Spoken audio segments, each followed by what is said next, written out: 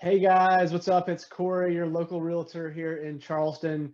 So we are just churning our way through the fourth quarter here of 2021. And I wanted to provide a real quick update for you guys so you know exactly what's going on in the housing market. As always, don't hesitate to reach out if you have any questions, here to help. So here is your October 2021 housing market update. We are looking at the housing market both nationally and locally here in the Charleston, South Carolina area. So the first thing that we're looking at here is the price appreciation over the last 12 months. As you can see that pretty much everywhere across the country has seen a very high rate of appreciation year over year from where we were at this time last year. And South Carolina is sitting just shy of about 17%. So when we look at the Charleston area specifically, those numbers hold true about the same as they were on the state level of just shy of about 17%.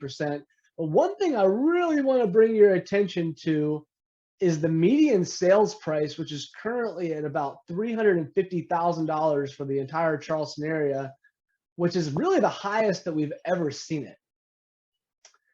So one thing we've talked about a lot lately is the number of homes for sale or the inventory of homes for sale. And as you can see, looking back over the last 10 years, we hit a big low point really this summer when we had just over about 1,700 homes on the market. So fast forward just a few months, we've improved that a little bit today with just over about 2,000 homes on the market. But as you can see, we're down almost 50% from where we were this time last year. So obviously, inventory has definitely been a big issue. One of the things moving forward that we're really looking to do and hopefully can help bridge some of this gap is by getting more houses on the market. As you can see, since July, really the end of the summer last year, listings have just really been on a steady decline to where they're at today. So because of all of that, closings are actually set to decline this year about 10% over the second half of this year, which could really slow the rate of appreciation and flip it more to a decelerating trend. Now, I want to stop there for a second when I say the words deceleration, because it doesn't mean what you might think it means. I think a lot of people hear the word decelerating trend and they may feel, oh my goodness, the market's going to crash. Are we in a bubble? All that simply means is that the rate of appreciation that we've seen over the last 12, 18 months, which really, quite frankly, in my opinion, is not sustainable, it's going to slow down. So all of the indicators, or the majority of the indicators that we look at, outline that here, to where we saw just a crazy high year over year appreciation in 2021, whereas over the next few years, it's going to stabilize a little bit. But typically this time of year in the fall, we start to see demand go down, which usually cools down most housing markets.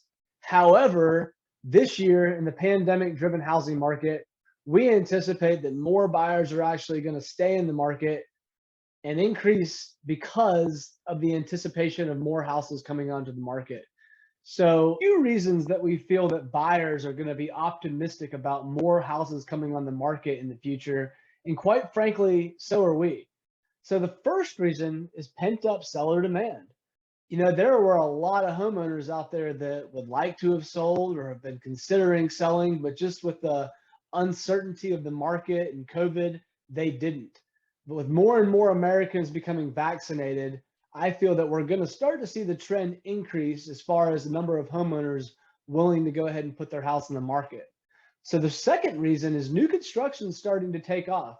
Now, don't get me wrong, there's definitely a time frame that you need to be considering when you go into a new construction contract.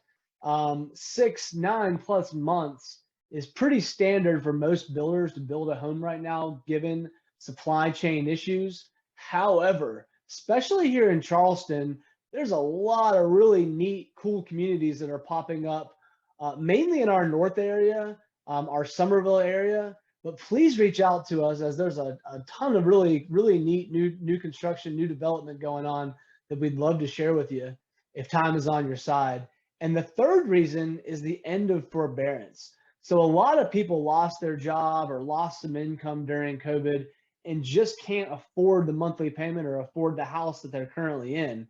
However, the biggest difference between the situation we were in 10 years ago during the Great Recession is that most homeowners today have equity. So if there is a situation where somebody just needs to get out from under their house, they're not in a situation where they need to short sell it less than what they owe on it or go into foreclosure. They're actually able to sell their house, potentially make some money, and then downsize or rent, which could potentially lead to more homes coming on the market. So one of the biggest risks in the housing market and where it might go in the future is interest rates. As interest rates rise, affordability goes down. So what a house that somebody could afford today, they may not be able to afford 6 months from now, which could potentially cool the market. As we look at mortgage rates over the last 12 months, you can see there's been a couple peaks, a couple valleys, but we're still sitting at about 3%, which is just an incredible interest rate, which really poses a lot of opportunities for buyers. Where are interest rates supposed to go? Most of the indicators that we look at definitely have interest rates going up, potentially close to 4% a few quarters from now. And if we look at that, how that plays out in a real life scenario, maybe at a house, maybe at a few different price points. Let's look at this $400,000 house at an interest rate of 3%, and their payments just shy of about $1,700. Let's say, for example, interest rates go up to 4%. They're now not looking at the $400,000 house to keep that roughly the same payment. They're now in the $340,000 price point, just simply from a rise in interest rates. I know that you guys might have some specific questions out there that we didn't quite go over today. I'm always available to answer anything for you guys. Just feel free to reach out. I'm here to help.